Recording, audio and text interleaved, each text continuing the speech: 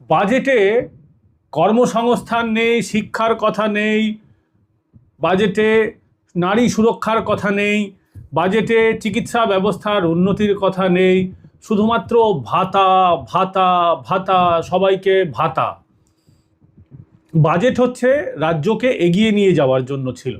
কেন্দ্র সরকার যখন বাজেট করে তখন দেশকে এগিয়ে নিয়ে যাওয়ার কথা ভাবে, তার সঙ্গে সামাজিক সুরক্ষা, দান খয়রাতি প্রকল্প তো থাকেই। ভেবে দেখুন তো, কেন্দ্র সরকারই এই রাজ্যকে যা যা দিয়েছে, মমতা বন্দ্যোপাধ্যায় তো বলেন কেন্দ্র সরকার তাদের বিরোধী, রাজ্যের ভালো চায় না।